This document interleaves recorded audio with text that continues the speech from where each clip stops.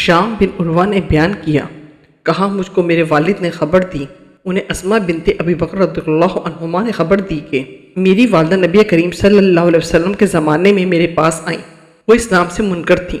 میں نے حضرت صلی اللہ علیہ وسلم سے پوچھا کیا میں اس کے ساتھ صلہ رحمی کر سکتی ہوں؟ حضرت صلی اللہ علیہ وسلم نے فرمایا کہ ہاں۔ اس کے بعد اللہ تعالیٰ نے یہ آیت نازل کی۔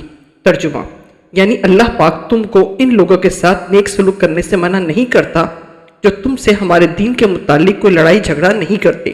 صحیح بخاری حدیث نمبر 5978۔ حضرت ابو ہریرہ رضی اللہ عنہ نے بیان کیا کہ میں نے رسول اللہ صلی اللہ علیہ وسلم سے سنا، حضرت صلی اللہ علیہ وسلم نے فرمایا کہ جسے پسند ہے کہ اس کی روزی میں فراخی ہو اور اس کی عمر دراز کی جائے تو صلہ رحمی کیا کرے۔ صحیح بخاری حدیث نمبر 5985۔ حضرت ابو ہریرہ رضی اللہ عنہ بیان کرتے تھے کہ نبی کریم صلی اللہ علیہ وسلم نے فرمایا، اللہ تعالیٰ نے فرمایا، اللہ تعالیٰ نے مخلوق پیدا کی اور جب اس سے فراغت ہوئی تو رحم نے عرض کیا کہ یہ اس شخص کی جگہ ہے جو قطع رحمی سے تیری پناہ مانگے۔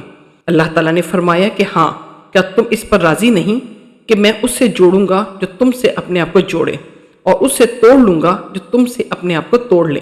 رحم نے کہا کیوں نہیں اے رب؟ اللہ تعالیٰ نے فرمایا کہ بس یہ تجھ کو دیا۔ رسول اللہ صلی اللہ علیہ وسلم نے اس کے بعد فرمایا کہ اگر تمہارا جی چاہے تو سورہ محمد کی یہ آیت پڑھ لو۔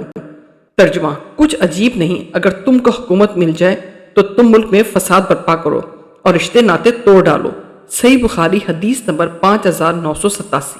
حضرت ابو ہریرہ رضی اللہ عنہ نے بیان کیا کہ نبی کریم صلی اللہ علیہ وسلم نے فرمایا، رحم کا تعلق رحمان سے جڑا ہوا ہے، پس جو کوئی اس سے اپنے آپ کو جوڑتا ہے اللہ پاک نے فرمایا کہ میں بھی اس کو اپنے سے جوڑ لیتا ہوں، اور جو کوئی اسے توڑتا ہے میں بھی اپنے آپ کو اس سے توڑ لیتا ہوں۔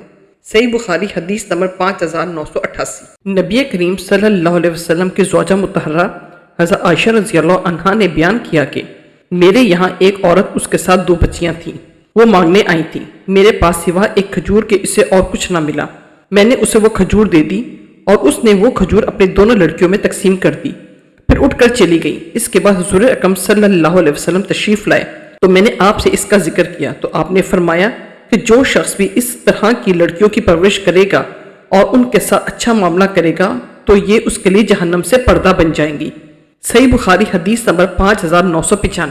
حضرت ابو ہریرہ رضی اللہ عنہ نے بیان کیا کہ میں نے رسول اللہ صلی اللہ علیہ وسلم سے سنا، حضرت صلی اللہ علیہ وسلم نے فرمایا کہ اللہ نے رحمت کے 100 حصے بنائے اور اپنے پاس ان میں سے 99 حصے رکھے، صرف ایک حصہ زمین پر اتارا، اور اس کی وجہ سے تم دیکھتے ہو کہ مخلوق ایک دوسرے پر رحم کرتی ہے، یہاں تک کہ گھوڑی بھی اپنے بچے کو اپنے سم نہیں لگنے دیتی بلکہ سموں کو اٹھا لیتی ہے، کہیں اس سے اس کے بچے کو تکلیف نہ پہنچے۔ صحیح بخاری حدیث نمبر 6000۔